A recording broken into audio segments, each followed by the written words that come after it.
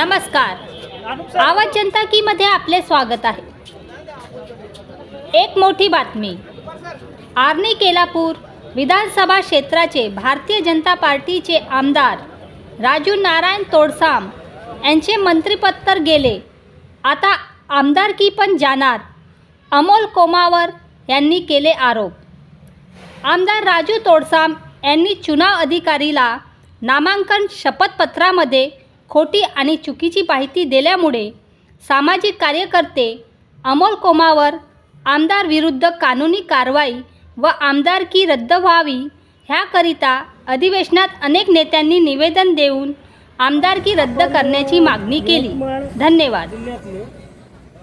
आणि आपण जो प्रकरण घेतलेले आहे सन्माननीय आमदार राजू तोडसाम यांच्या, आपण इलेक्शनच्या अगोदरपासून त्यांच्या जे मागे आहात आणि त्यांचे सर्व पुरावे आपल्याकडे आहात। आपण या विधानसभेला आलात, त्यात आपण काय काय कोणाला निवेदन दिली आणि या प्रकाराबद्दल थोडं सविस्तर माहिती द्या।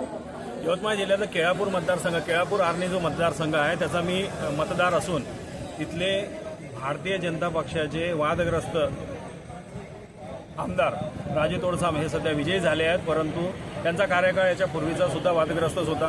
दोन बायका फजिती आहे का वगैरे हे बरेचसे पूर्ण महाराष्ट्राने ऐकलेलं आहेत। त्यामध्ये महत्त्वाचा मुद्दा असा आहे की 2024 विधानसभा सार्वत्रिक निवडणुका 2024च्या शपथपत्रामध्ये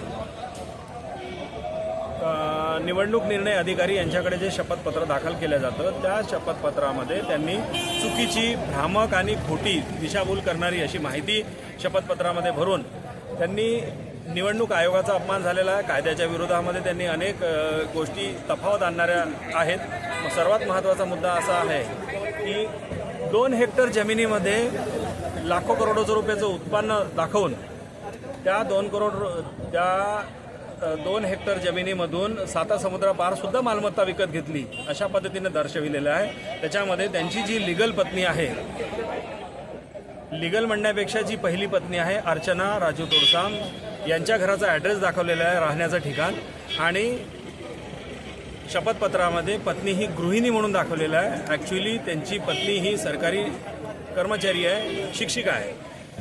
त्याच्यासोबत प्रिया अशोकराव शिंदे अशा पद्धतीचे बँकेचे अकाउंटचे स्टेटमेंट दिलेलं आहे, ज्यांचं प्रॉपर्टी आर्णी आणि नागपूर येथे दाखवलेलं आहे। आणि हा मूळचा जर पांढरकवड्याचा आहे आणि पत्नी आणि राहण्याचा पत्ता पांढरकवड्याचा आणि पत्नीचा ॲड्रेस दाखवत आहे आर्णीचा, इथे कुठेतरी तफावत आहे। त्याचबरोबर यांनी आपल्या 2 हेक्टर शेतीच्या गट नंबर 117 मौजे कोंगारा येथे आपल्या जमिनीवर कुठलंही बांधकाम केलेलं नाही अशा पद्धतीने दाखवलं, पण तिथे कमीत कमी 7-8-10 लाख रुपयाचा बंगला बांधलेला आहे, तो सुद्धा शासनापासून लपवून ठेवलेला आहे। एवढंच नाही तर त्यांना ज्या काही क्रिमिनल केसेस आहे त्या इतक्या क्रिमिनल केसेस आहे की कोणत्याही भारतीय जनता पक्षाला हे न सहन करणारा विषय आहे, परंतु त्यांना कोणत्या पद्धतीने तिकीट मिळालं हे अजून गूढ आहे। महत्त्वाचा मुद्दा म्हणजे मतदारसंघामध्ये पूर्ण विरोध आहे, भाजपामध्ये सुद्धा विरोध आहे, परंतु पक्ष आणि पार्टी याकडे बघून सर्वांनी एक्सेप्ट केलेला आहे। हा जो भारतीय जनता पक्षाचा राजू तोडसाम नावाचा जो आमच्यावर लादलेला उमेदवार आहे, हे म्हणजे आमचं अभाग्य आहे। मतदारसंघाला सगळ्यात मोठा काळाचा घाला म्हणजेच राजू तोडसाम आहे, त्याला कोणीही एक्सेप्ट केलेलं नाही, परंतु आज त्याची परिस्थिती, मानसिक परिस्थिती अतिशय बिकट झालेली आहे। ते कुठेही काहीही स्टेटमेंट देणं सुरू केलेलं आहे आणि त्याच्या विरोधामध्ये संपूर्ण जनता आहे आणि एक दिवस रस्त्यावर येईल, याशिवाय राहणार नाही। आणि राज्यपाल, माननीय मुख्यमंत्री,